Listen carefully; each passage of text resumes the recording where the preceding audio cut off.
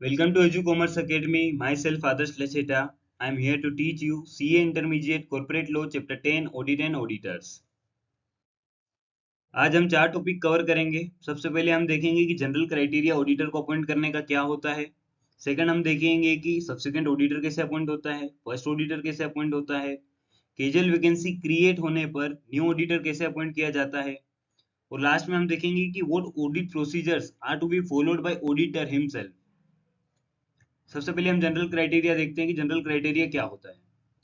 Auditor appoint generally share holders या members करते हैं एनुअल जनरल मीटिंग के अंदर। अब क्वेश्चन यहाँ पे ये आएगा कि एजीएम तक के लिए जो डेट ऑफ इनकॉर्पोरेशन है वहां से लेकर एजीएम तक के लिए क्या कोई भी ऑडिटर नहीं होगा क्या? तो उसके लिए किसको रिस्पॉन्सिबिलिटी दी गई है? बोर्ड ऑफ डायरेक्टर्स आपका फर्स्ट ऑडिटर अपॉइंट करते हैं इस केस में, कि डेट ऑफ इनकॉर्पोरेशन यानी जहां से बिजनेस स्टार्ट हुआ और जहां पे पहली एजीएम होगी वहां तक के लिए फर्स्ट ऑडिटर अपॉइंट करने का काम है बोर्ड ऑफ डायरेक्टर्स का। अब सेकंड चीज आती है इसके अंदर कि अगर आपने फर्स्ट ऑडिटर अपॉइंट कर दिया है तो वहां से लेकर लाइफ टाइम में जो कंपनी की लाइफ टाइम रहेगी उसके अंदर जितने भी ऑडिटर्स उसके बाद अपॉइंट होंगे उन्हें हम सब्सिक्वेंट ऑडिटर बोलेंगे। इनका टेन्योर कितना रहेगा? कोई भी ऑडिटर जो अपॉइंट किया गया है वो 5 इयर्स का अपना टेन्योर रखता है। वो 5 इयर्स तक उस ऑडिट जो क्लाइंट है उनका, वो क्लाइंट या तो फर्म को सर्विसेज प्रोवाइड करेगा, अपनी ऑडिटिंग सर्विसेज देगा।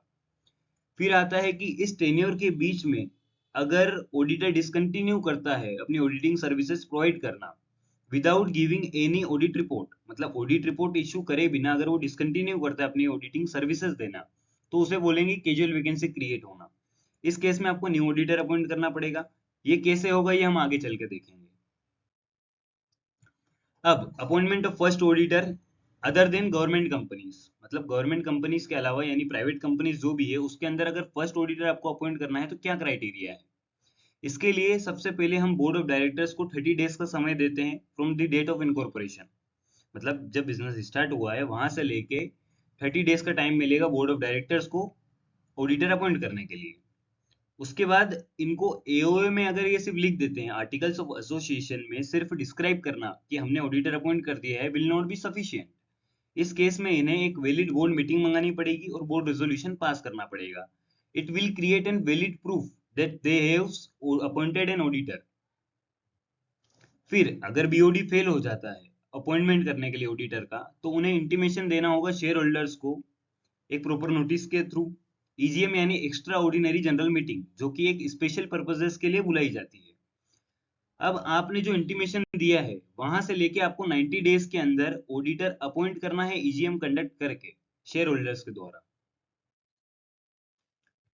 अब appointment of first auditor in government companies में रिस्पॉन्सिबिलिटी किसके पास ट्रांसफर हो जाती है? सबसे पहले ये रिस्पॉन्सिबिलिटी रहेगी comptroller and auditor general of India यानी सी एंड एजी के पास में। उन्हें डेट ऑफ इनकॉर्पोरेशन से लेके 60 डेज के अंदर ऑडिटर अपॉइंट करना होता है। अगर comptroller and auditor general of India fail हो जाता है टू अपॉइंट ऑडिटर, तो बोर्ड ऑफ डायरेक्टर्स के पास ये रिस्पॉन्सिबिलिटी शिफ्ट होगी। उन्हें 30 डेज का टाइम दिया जाएगा कि आप ऑडिटर अपॉइंट कर दीजिए। If BOD also fails to appoint an auditor, तो आपको इंटीमेशन करना पड़ेगा शेयर होल्डर्स को, ईजीएम कंडक्ट करवानी होगी। अगेन वही क्राइटेरिया कि आपको 60 डेज का टाइम रहेगा, 60 डेज के अंदर अंदर आपको ऑडिटर अपॉइंट करना रहेगा ईजीएम कंडक्ट करवा के शेयर होल्डर्स के थ्रू। अब अगर हमारा अगला स्लाइड अपन देखें तो ऑडिटर जो फर्स्ट एजीएम में अपॉइंट होगा वो नेक्स्ट ईजीएम तक रहेगा। लेकिन जो ऑडिटर आपने फर्स्ट ऑडिटर अपॉइंट किया है डेट ऑफ इनकॉर्पोरेशन से लेके, उसका टेन्योर रहेगा सिर्फ फर्स्ट एजीएम तक। फर्स्ट एजीएम में अगर शेयर होल्डर्स चाहते हैं कि वो कंटिन्यू करे तो उसे रीअपॉइंट कर दिया जाएगा, वरना उसे डिसकंटिन्यू करना पड़ेगा वहां से। अब अपॉइंटमेंट ऑफ सब्सिक्वेंट ऑडिटर क्या होगा? फर्स्ट ऑडिटर आपने अपॉइंट किया है, उसके बाद जितने भी ऑडिटर अपॉइंट करते हैं वो सब्सिक्वेंट ऑडिटर होते हैं। अदर कंपनीज के केस में यानी private companies such as Tata Motors, तो इन केसेस में क्या होता है कि जो शेयर होल्डर्स की मीटिंग बुलाई जाती है एनुअल जनरल मीटिंग में, वो ऑर्डिनरी रेजोल्यूशन पास करते हैं और ऑडिटर अपॉइंट करते हैं। अब ऑर्डिनरी रेजोल्यूशन क्या होता है? जब भी आप कोई वोटिंग करवाते हैं और उसके अंदर 50% से ज्यादा वोट आपके फेवर में आते हैं, अगेंस्ट के वोट 50% से कम है और फेवर के वोट 50% से ज्यादा हैं, तो ऑर्डिनरी रेजोल्यूशन पास हो जाता है सक्सेसफुली। अब आपने अपॉइंटमेंट भी कर दिया है ऑडिटर का एजीएम में शेयर होल्डर्स के द्वारा ऑर्डिनरी रेजोल्यूशन पास करवाकर। उसके बाद में आपको क्या प्रोसीजर फॉलो करना ही करना है हमेशा, वो है कि आपको जो कंपनी है जिसने ऑडिटर अपॉइंट किया है, उन्हें 15 डेज के अंदर आरओसी को इंटीमेट करना ही है कि हमने ऑडिटर अपॉइंट कर दिया है इन फॉर्म नंबर एडीटी 1। मतलब फॉर्म एडीटी 1 के अंदर उन्हें इन्फॉर्म करना है आरओसी को कि we have appointed the auditor. और ये क्राइटेरिया आपको हर बार फॉलो करना है जब भी आप सब्सिक्वेंट ऑडिटर अपॉइंट करेंगे। अगला केस है subsequent auditor in case of government companies. कि गवर्नमेंट कंपनीज में ऑडिटर जो सब्सिक्वेंट ऑडिटर अपॉइंट करना है उसका क्राइटेरिया क्या होगा। गवर्नमेंट कंपनीज वो कंपनीज होती है जिसके अंदर 50% से ज्यादा शेयर होल्डिंग या voting power central government, state government, local authority के पास में होगी। या तो इन तीनों के पास हो सकती है या तो इनकी सब्सिडियरीज के थ्रू उन्होंने किसी कंपनी में इन्वेस्ट करके रखा है जो शेयर 51% से ज्यादा हो रहा है, वो गवर्नमेंट कंपनी हो जाएगी आपकी। जैसे इंडियन ऑयल, एयर इंडिया भी पहले गवर्नमेंट कंपनी थी, हालांकि उन्होंने अब इसे प्राइवेटाइज कर दिया है। अब बाई सीएजी मतलब यहाँ पर ऑडिटर अपॉइंट करने की जिम्मेदारी जो है वो है comptroller and auditor general of India की। उनकी रिस्पॉन्सिबिलिटी है कि कमेंसमेंट ऑफ फाइनेंशियल ईयर से लेके 180 डेज के अंदर ऑडिटर अपॉइंट करना है। अब कमेंसमेंट ऑफ फाइनेंशियल ईयर कब होगा, 1 अप्रैल से, यानी 1 अप्रैल से लेके 180 डेज के अंदर उन्हें सब्सिक्वेंट ऑडिटर अपॉइंट करना है। ये रिस्पॉन्सिबिलिटी उन्हीं के हाथ में लाई करती है।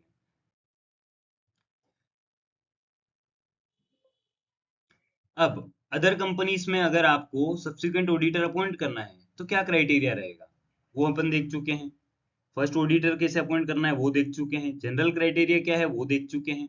अब हम देखेंगे कि कैजुअल वैकेंसी अगर क्रिएट होती है उस केस में आपको ऑडिटर किस तरीके से अपॉइंट करके कैजुअल वैकेंसी की पोजीशन को फिल करना है। अब कैजुअल वैकेंसी होने के 3 कारण हो सकते हैं मेजरली। एक तो due to death, due to incapability और डिस्क्वालीफाइड हो गया। इनकेपेबिलिटी का मतलब यहाँ पर अगर वो अनसाउंड माइंड का हो जाता है या कि वो कंपेटेबल नहीं है किसी भी कॉन्ट्रैक्ट के अंदर एंटर करने के लिए, तो उसे इनकेपेबल मान लिया जाएगा। अब इस केस में बीओडी के पास टाइम रहता है 30 डेज का कि वो अपॉइंट कर ले ऑडिटर को। अब ये 3 कारण हो गए। अगर रेजिग्नेशन के थ्रू ऑडिटर डिसकंटिन्यू कर रहा है अपनी ऑडिटिंग सर्विसेज प्रोवाइड करना, तो भी बीओडी के पास 30 डेज का टाइम रहेगा। लेकिन अगर यहाँ पर बोर्ड ऑफ डायरेक्टर्स फेल हो जाते हैं कैजुअल वैकेंसी फिल करने के लिए, तो आपको एक्स्ट्रा ऑर्डिनरी जनरल मीटिंग बुलानी है 3 महीने के अंदर। और आपको 3 महीने के अंदर ही ईजीएम कंडक्ट करवा के शेयर होल्डर्स के थ्रू कैजुअल वैकेंसी फिल करनी है by appointing an new auditor. अब ये तो थी बात अदर कंपनीज में यानी प्राइवेट कंपनीज में। अब कैजुअल वैकेंसी अगर गवर्नमेंट कंपनी में हो रही है तो क्या करेंगे। गवर्नमेंट कंपनी में ये responsibility comptroller and auditor general of India के हाथ में ही है। फिर से उन्हें 30 डेज का टाइम मिलेगा, वो अगर ऑडिटर अपॉइंट कर देते हैं। अगर comptroller and auditor general of India fails to appoint an auditor, तो बोर्ड ऑफ डायरेक्टर्स के पास फिर वहां से लेकर 30 डेज का टाइम रहेगा to appoint an another auditor which will fill the casual vacancy position. अब हम प्रोसीजर्स देखते हैं कि ऑडिटर को कौन सी प्रोसीजर्स फॉलो करनी पड़ेगी अगर वो कैजुअल वैकेंसी रेजिग्नेशन के थ्रू क्रिएट हो रही है।